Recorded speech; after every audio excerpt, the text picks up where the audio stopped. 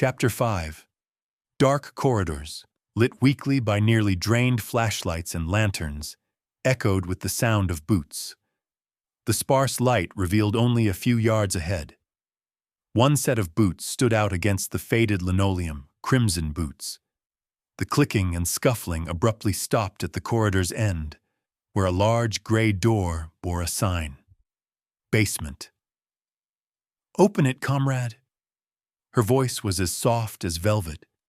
Without a word, a large brute of a man threw the latch and pushed the door open. Beyond it, a black rectangle descended down a flight of metal stairs. From the darkness came human noises: coughing, sniffling, scuffling, sobbing. The woman stepped forward, turning her head to listen to the damned. Then she faced her men, holding a lantern to her face. Her auburn hair and green eyes caught the light. A smile curved across her lips as if she were savoring the final overture of a Mozart symphony. "Hear that?" Her 4 men, all wearing red berets that matched her own, nodded. "That's the sound of justice." Her smile faded, replaced by a scowl as sharp and cold as nightshade. She pointed to 2 men in the back. "Comrades, guard the door." "Copy that," one replied. "Okay, boys, let's go see our guests and pick tomorrow's winner." The brute let out a dense guffaw, slapping his bloated belly. "Yes, let's." The hostess smiled ironically, laying a delicate hand on his shoulder and looking deeply into his eyes. "Comrade Roger, let's practice restraint," she said, her smile fading into a serious warning. "Sorry, comrade," he muttered bashfully. She nodded toward the stairs, and he descended into the darkness. The remaining 3 reached the bottom, greeted by the blackest of darkness. The only cues beyond the veil were random noises. The lantern cast a small orb of light around the hostess, and at the edges, a rectangular machine stood with several cans of gasoline in front of it. "Lights, please," she said. Comrade Roger hiked up his saggy pants and fumbled at the machine. He found a cap and unscrewed it. The scent of gasoline burned his nose, and he wiped at it with his wrist. "Can't hardly see nothing," he said in a low, deep voice. The hostess rolled her eyes, then used her lantern to illuminate the machine, an old, beat-up generator with cables snaking into the darkness. "Better?" she asked. "Yeah, thanks." "The things I do for you," she said sweetly, ironically. Roger picked up a can, shook it near his ear, empty. Another, also empty. The last can had weight, liquid sloshed inside. "Almost empty," he muttered. "We can get more later," the hostess said dryly. He began pouring it into the generator, then jerked back as a rat scuttled across the top. "Rat!" he shrieked, his voice unnaturally high for such a large man. "Jesus, Roger, just fill the fucking thing," she snapped. Embarrassed, he nodded and finished the task. A few hard pulls on the cord, and the generator sputtered to life. Lights flooded the room. The basement was as gray as the skin of a dying man.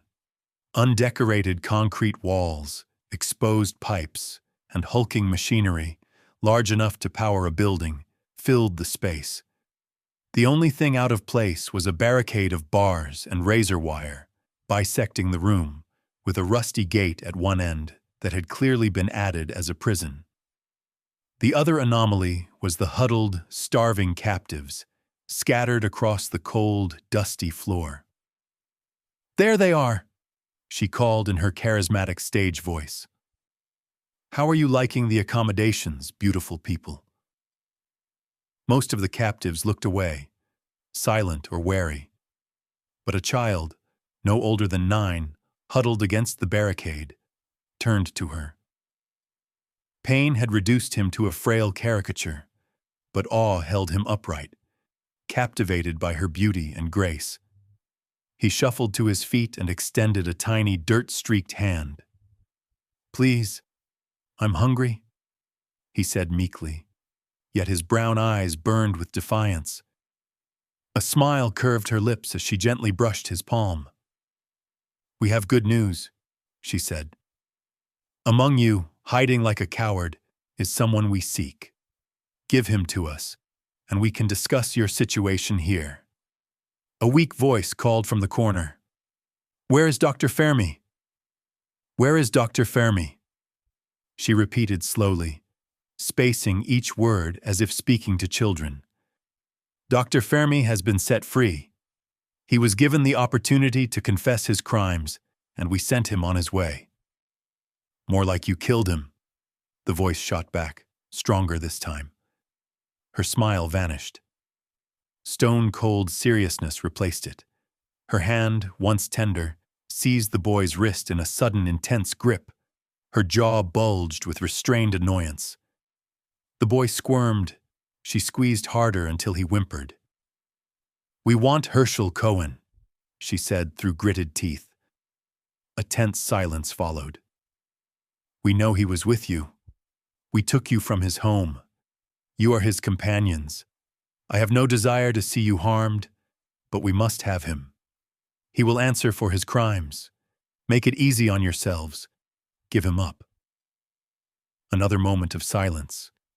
Only the boy's soft whimpering filled the air. You make me sad, she said finally. I was looking forward to setting you all free. Take the boy. Please, no, a woman cried meekly from behind an HVAC unit. The hostess swiveled toward her, releasing the boy's arm and pressing against the bars to see her better. Will you give Cohen up? She asked, voice edged with exasperation. I. The woman hesitated, casting nervous glances at her fellow captives. Their stone faces warned her to stay silent. She slumped, head bowed. I see, the hostess said. That's too bad. My people are hungry too, but they hunger for justice. If you cannot help me provide that, then I will give them something else. She straightened, tidied her uniform, and brushed off her hands. In one fluid motion, she snapped her fingers. Take the boy. Her man opened the rusty gate. Comrade Roger quickly grabbed the child like a butcher seizing a chicken for slaughter. The boy's struggles were futile. Roger chuckled sadistically. I got you, you shit, he said. With a metallic clang, the door slammed shut. As they dragged the boy upstairs, the generator was shut off. Darkness returned, filled only with sobbing.